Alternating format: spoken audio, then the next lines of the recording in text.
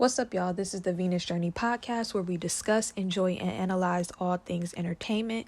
This episode is a recap of the season 2 finale of Bel-Air. I said yesterday that I wanted to recap it because I've really been enjoying this season, so let's get on into it. So the last episode 9, started with we see Will really upset while he's reflecting on like how all his role models, all his male role models are disappointing him. And in this episode, we open with him, playing street ball. He's cussing this guy out on the court. Jazz comes in, breaks it up because it's almost about to be a fight. He trying to talk some sense into Will. Will is not trying to hear it. He talking about F Jazz. I'm like, not F Jazz, not the homie. Then we cut to a scene of Carlton. Carlton is getting high in the hallway. And this is going to come back up again.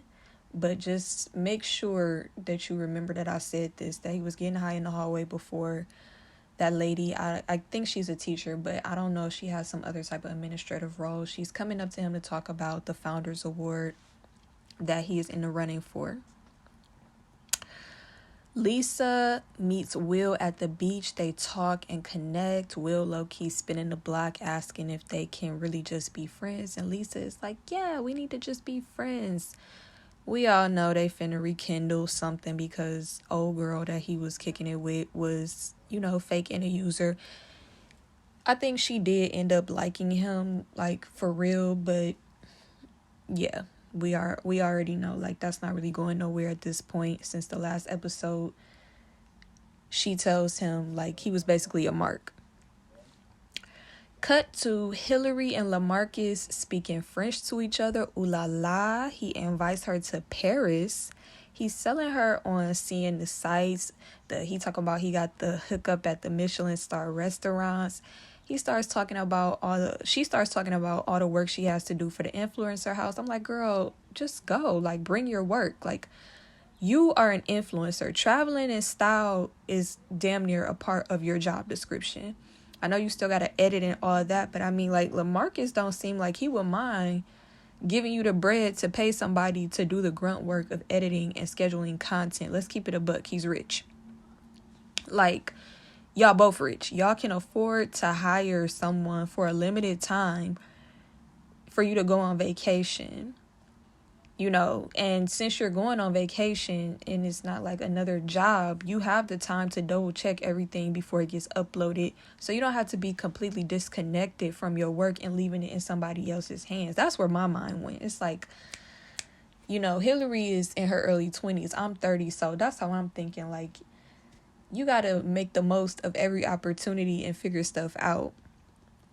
But, like, I'm just thinking, like, girl, there are solutions to this. Get on that plane. Like, I'm sorry, but at this point, like, I'm team LaMarcus. It is what it is. So, Philip finesses his way into getting these big clients from the firm that the floozy, who we know wants him, has hooked him up with. He's decided to open his own smaller firm, and then they're going to outsource their clients to him. He's playing his cards. He know what he's doing.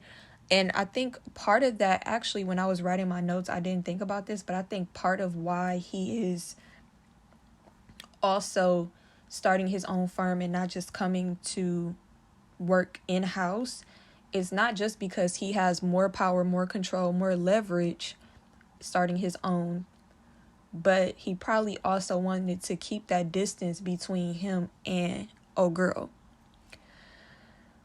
So yeah, he's playing his cards.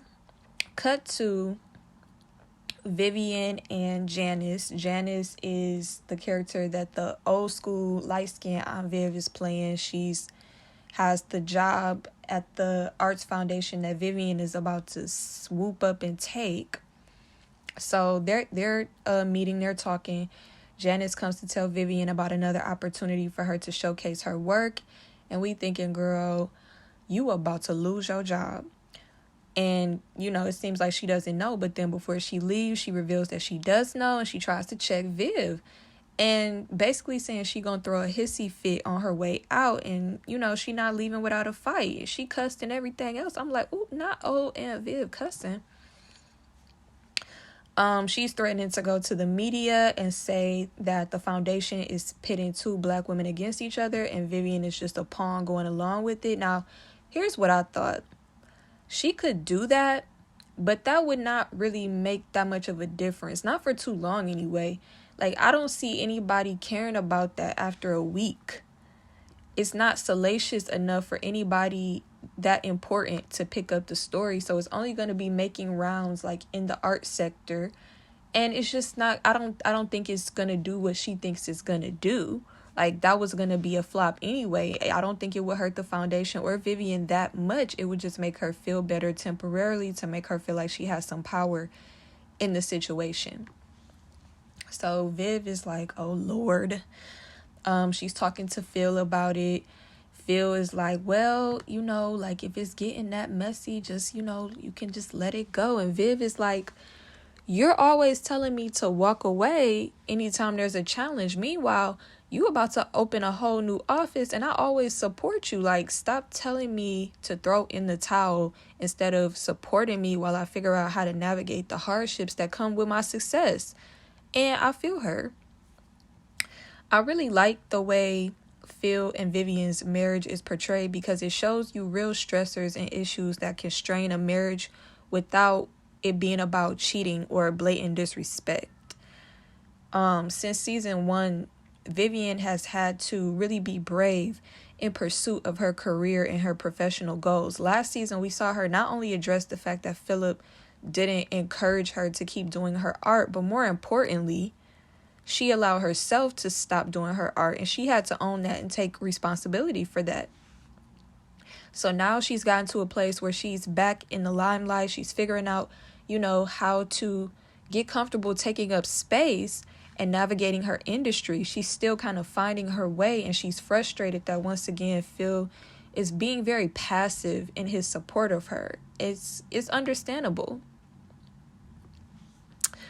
Then we see Will. He calls his mom. We haven't seen his mom in a long time. I don't think we've seen her all season. But we get a very important conversation out of this scene, and she gives her son some very good advice. I feel like she has been healing, because, like, if you watched last season, there was a lot of drama between her, Will, her sister, and it seems like she's in a good place. And the advice that she's giving Will is very good advice. And Jabari Banks, who plays Will, he's doing his good acting in this scene, which is nice to see. So we go back to Hillary. She has come over to borrow a bigger suitcase so she can prepare for this trip. And her parents are like passive aggressively having their argument through Hillary's situation. Dad is advocating on behalf of LaMarcus, giving Hillary the princess treatment because duh. And mom is like, just be careful. Don't get so sidetracked by the comfort that you lose sight of your own goals. And the thing is, they're both making really valid points.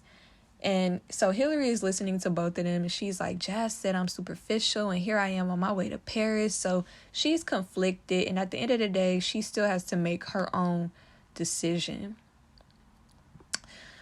Then we cut to Will.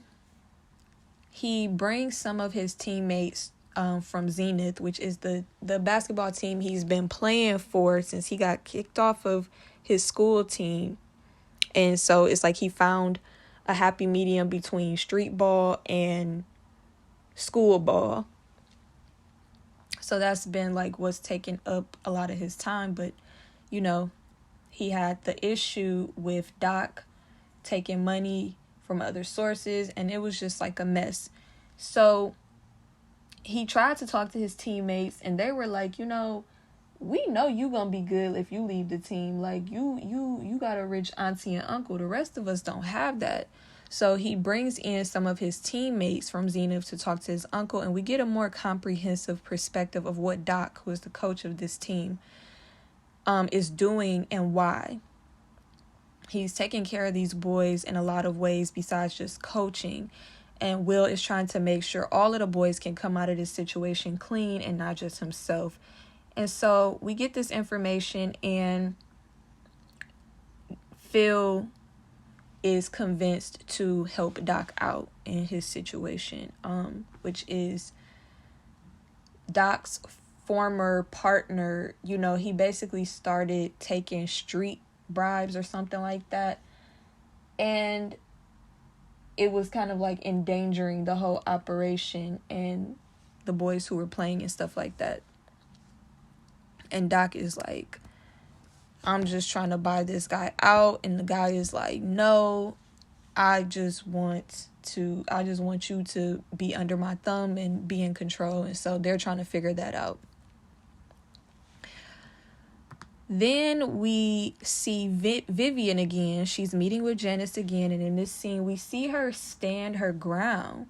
And she's telling Janice, like, I am going to take this job. I am going to take your job from you. But here's an alternate solution. Like, I would rather us both come out of this situation with dignity. Like, you can resign, you can pass the torch. We don't have to cause a scene, because that's not going to reflect well on either one of us. It's pointless. So she's like, let's do it this way instead. And, I love to see it. We see Vivian taking control of her career and doing what's best for her despite the challenges, and bringing that talent for peacemaking and nurturing that Phil only sees value in when it pertains to the household, and use it to keep her professional relationships in good standing. So I really loved that. We go back to Phil and Zenith. Phil and the coach, Doc, they tag team the guy who was trying to wreck everything.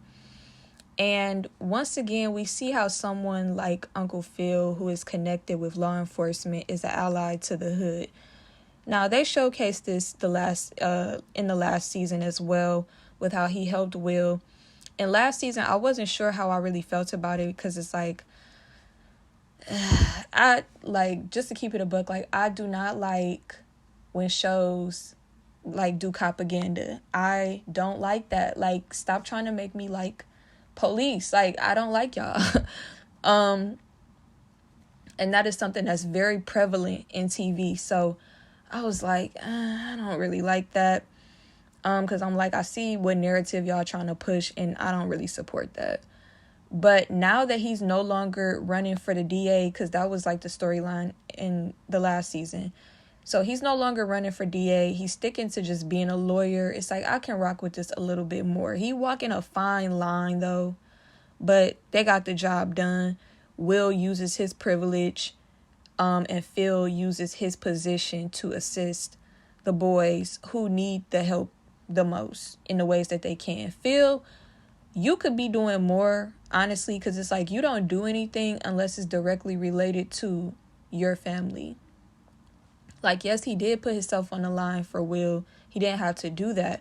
But it's like, you could be doing more. Like, he claimed he was trying to help more people as the DA, and maybe he would have, but it's like, bro, at the end of the day, you would have still been the feds at that point. So it's like, what are we doing here?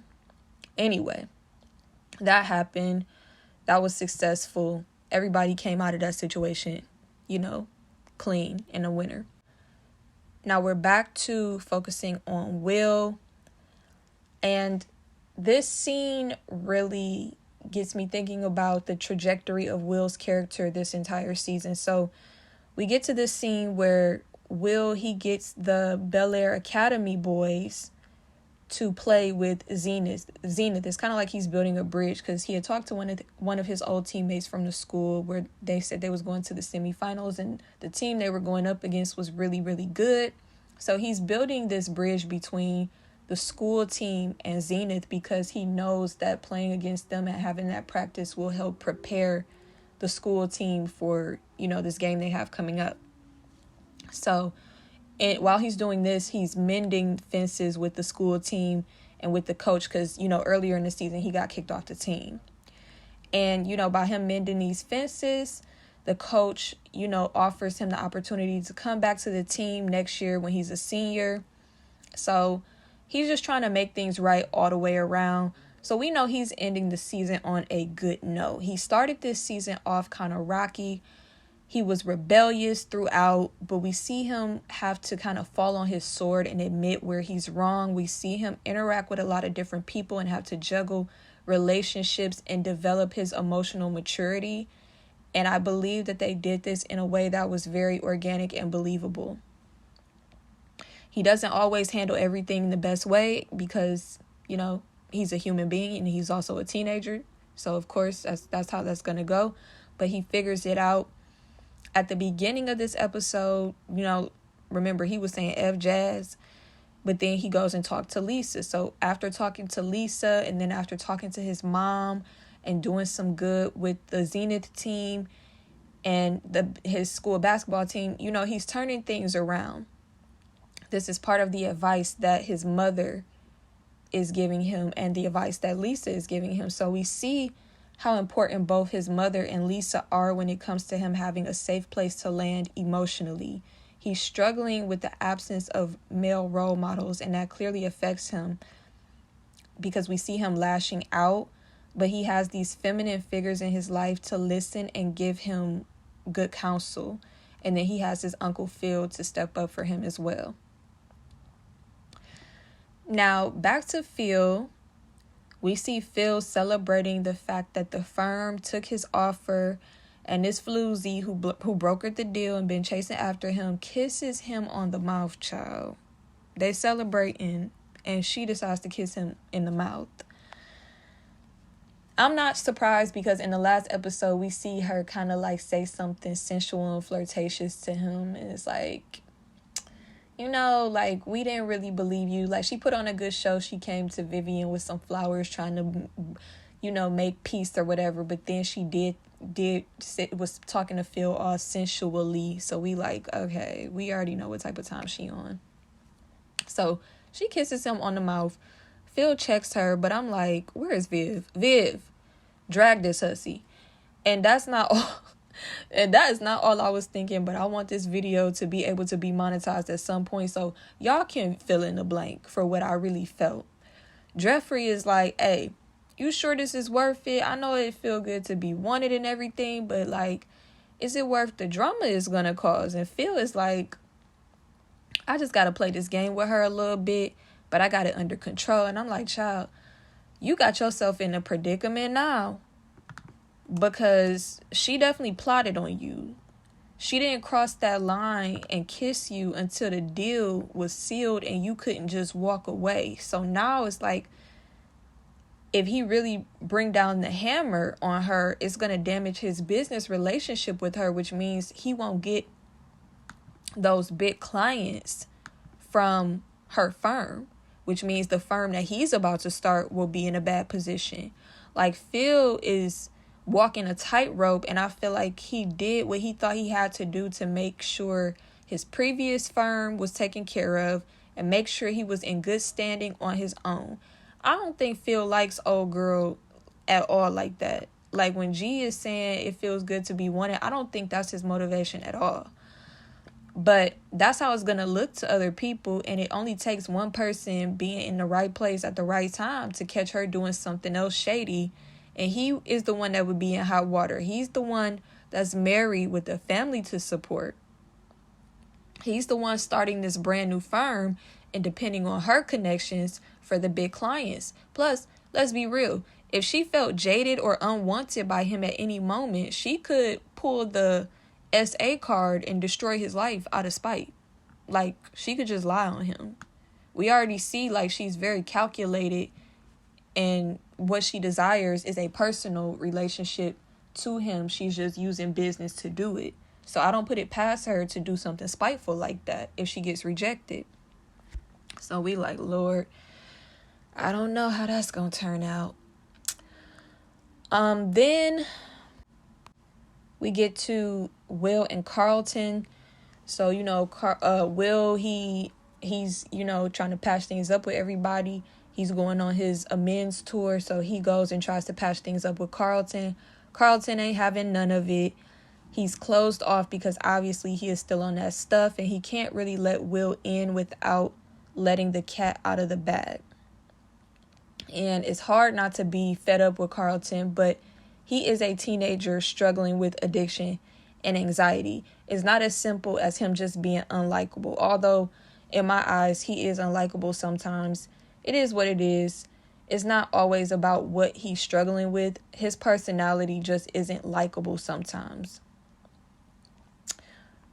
Uncle Phil and Will have a cute moment. They're bonding. We love that. Now we get to the Founders Gala, or whatever it's called, where they're giving out the Founders Award. Everybody is proud. Ashley is expressing how much she admires both Will and Carlton. Ashley's outfit is so bomb. Like, the fashions on this show are amazing, but I loved Ashley's outfit. She has on this black butterfly pantsuit. She looks absolutely adorable. If I can include the image in this video, I will. Now they at the function. Jazz is there. Jazz and Will make up. They do the infamous handshake. And then Will sends Jazz to try to catch Hillary before she leaves for Paris with LaMarcus. We see Will making amends with Doc. That's nice to see. Jackie, Doc's niece that Will was kicking it with, she pops up. And Will pretty much makes it known that they're not going to be kicking it no more. She won another chance, but he ain't trying to have that. He goes after Lisa, and surprise, surprise, they end up making out. Nobody is shocked because we kind of always knew that Lisa and Will are going to be in game, so no surprise there. Ashley runs into the white girl that she's getting to know, like her classmate, and she compliments her on her rainbow pins. So they setting it up like they're going to be a little thing. There's a budding crush happening, and it's cute or whatever.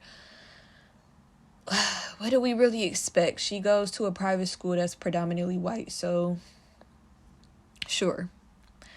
Carlton is once again doing a bump in the middle of the hallway for the second time this episode. Remember, I brought this up at the beginning of the episode.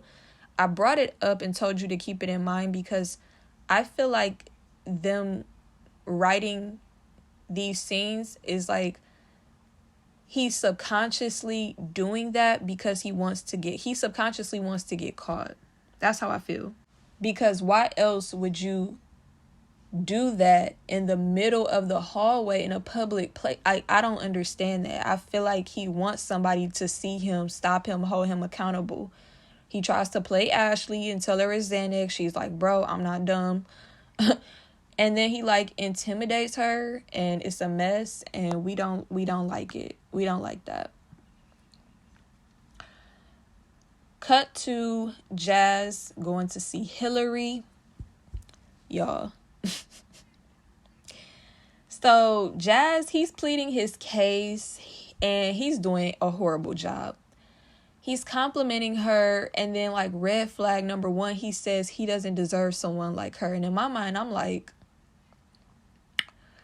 LaMarcus coming confident. He coming like he know he deserve her. That's the first red flag. And red flag number two, then he says love hurts. That baby, that took the cake for me. That's your argument to win her back? Love hurts. Keep in mind, this is the first time he's saying he loves her. Psychologically, how is it supposed to be a positive thing that you're saying you love her and you're saying love hurts? Turn it on. Turn it on. Y'all know that Cleopatra meme, turn it on. What are you doing? Turn this on. Turn it on. And Hillary is like, can you promise me it won't hurt again? And he's like, nah. I'm like, girl, if you don't go to Paris, just go to Paris or stay home and away from both of them if that's what you feel like you need to do. But don't accept this mess. Love hurts. That was the weakest thing he could have said in that moment. I was already over them. Not because they weren't cute together, but their relationship was rocky. And I talked about this a little bit on Twitter. Hillary and Jazz, like, the main thing that they dealt with in their relationship that was a problem was the fact that neither one of them felt comfortable being they self. That's why Jazz is saying he didn't deserve her. A few episodes ago, we see Hillary, she got on a whole hijab and spouting off facts about Islam when she meets his parents because she doesn't feel comfortable being herself around his parents. And, you know, she knows how much his parents' opinion is going to mean to him. So they both are having issues coming to the relationship as they are, and it's deeper than the whole LaMarcus thing. So, and then, like, in the last episode before this one, Hillary goes and she sees Jazz, like, dancing, like, in this circle of girls, and then she leaves, and I'm like, girl, you didn't want him that bad if that's all it took to run you off. Like, girl, just so I was already over them at that point, but love hurts, that sealed the deal for me. Like, just let it go at this point. Carlton wins the Founders Award like I thought he would. Felt like they were setting up for that. He gets up there to give his acceptance speech. Ashley is sitting down, not clapping. She don't care. Carlton sees her and he can't get through his speech. He goes rogue and admits that he's an addict. He's crying. This scene was actually really powerful. I think the actor who plays Carlton, Ali Sholatan, I think that's how you pronounce his last name. I think he did a great job. That scene was intense. Phil and Viv now they get home. You know, they're having this talk with Carlton. Vivian is doing what she always does, being the super supportive, soft parent. Phil is pissed. And you see how they balance one another out, because after that admission, Carlton does need the soft support of his mother, but he also needs to feel the weight of his father's anger to a certain degree. Phil is grilling him like, where are you keeping the drugs? How do you pay for them? And it's like, these are valid questions, because if there are drugs in the house, they need to know, because there are other children in the house. And because he just admitted it in front of the whole school, who's to say someone won't get sent to their house to search the house? You know what I'm saying? So he's asking the questions that really matter at this time. And this is how he has to respond in order to be the man of the house while Viv is being soft. That's why I say they were both needed. Not because I think yelling at Carlton was going to fix anything, but Phil needed answers. You know what I'm saying? He could have went about it in a better way, but it's like, these are human beings, you know? So, you know, he's going in. He's like, you get an allowance every week for doing nothing. And this is where it's going. Like, I'm sorry. I would be pissed too. Even if I didn't show it right then, I would be pissed too. And we see that beneath Phil's anger is his fear of losing his son, which I think is very important to note. He goes into how he has given him the best of everything, and Carlton reveals how he feels like his father wishes he had a stronger son. And you see the look on Phil's face change, because whether that is really how Phil feels or not, he knows that Carlton really does believe that. And as his parent, he is somewhat responsible for that. That scene is burned in my brain because, number one, the actor who plays Phil, great acting, but it's burned in my brain because it reminds me of this one time years ago. Me and my dad had fallen out, and he came to talk to me, and when my response wasn't what he thought it would be, I could see how hurt he was. I will never forget how his face changed. He couldn't have hidden it if he wanted to.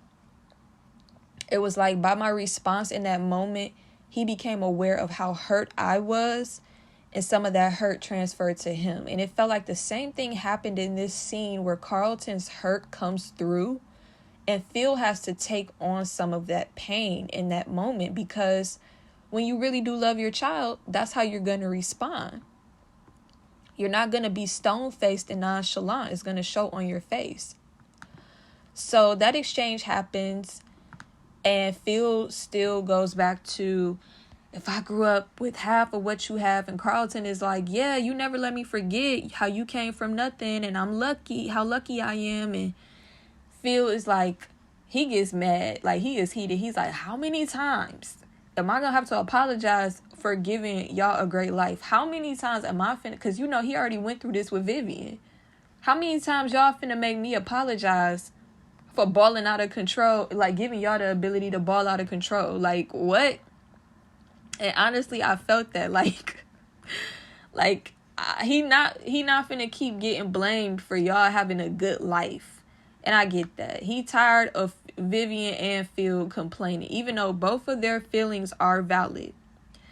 And at this point, I'm wondering, like, what was Carlton's childhood like? I'm gonna go back and watch season 1. I already watched it, but that was a while ago. I'm gonna rewatch season 1 because I want to do a kind of deep dive character analysis on Hillary and probably on Vivian too. Because I really love their characters and I like dissecting them. But I'm just thinking, like, what was Carlton's childhood like? Like, was his father really emotionally unavailable and critical of him when he was growing up? Because it would make sense how that turns into anxiety and addiction. The Uncle Phil we see now isn't perfect by any means, but I think for the most part, we see him being a very good parent. So I'm wondering what happened before we were let into their world that resulted in Carlton developing these disorders and addictions. And has Vivian coddling him also played a role? Because I don't want to just put it solely on Phil either. Then we see Viv and Phil talk alone. Phil's like, I know I didn't respond in the best way. And Viv is like, it's okay. We all need to give each other some grace, which is true. And they say how they feel like failures. How could they have missed it? You know, they're talking about how their lives are only getting busier with the business moves they're making, but they'll figure it out. And it gives you a glimpse into the problems rich people have. Even when you are privileged and you have the best of everything, including parents who really love you, it can still all fall down unless you're on the inside of it and you don't, it's like you don't know what people are dealing with unless you're on the inside of it. Then we see that Hillary does in fact go to Paris with LaMarcus. The scene, how we find out they did that little thing where, you know, there's a knock at Jazz's door. He's like, on his face, the facial expression is he's thinking like, yeah, my girl came back. Then we see a scene of Hillary, but we don't see who she's looking at. And then we see LaMarcus, and we see that she is indeed talking to LaMarcus, and the person at Jazz's door was the delivery man. Child. So, Hillary going to Paris. Last train to Paris, okay? I'm relieved at this point. Like, I'm relieved because even if she comes back and they're not together, she didn't need to stick around for love hurts. Like, I'm so sorry, but no. And I'm not sorry. Like, that really pissed me off. Like, no. Love hurts. Like, oh my goodness. Like, ugh. That was upsetting. Then we see Phil come to see about Carlton. They both emotional, not saying anything, but they hug, and you can tell that they're at the point now where Phil has calmed down and he's able to offer Carlton what he needs at that moment, which is just unconditional love. We see that Janice did what Viv suggested. She took the high road, and they put out the press release about Vivian's new position. Sorry, there's a bird outside my window. That was just distracting me for a second. Sorry. So they are the press release about Viv's new position. And she sees that while she's looking for rehab centers. And you can just see the stress on her face. She can't even enjoy the win at work.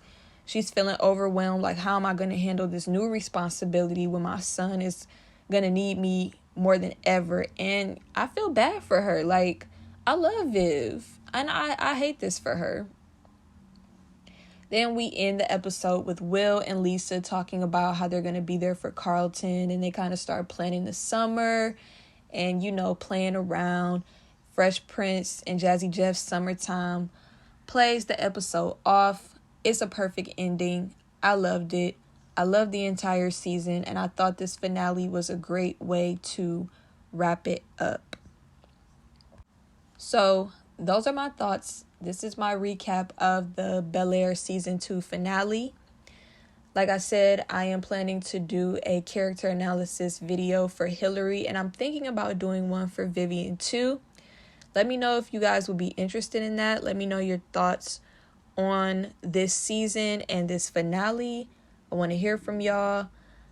Hopefully you enjoyed this episode. This is definitely the longest one I've done to date. So hopefully you enjoyed it and you've enjoyed the show. Let me know what you think in the comments. Have a great day. Peace.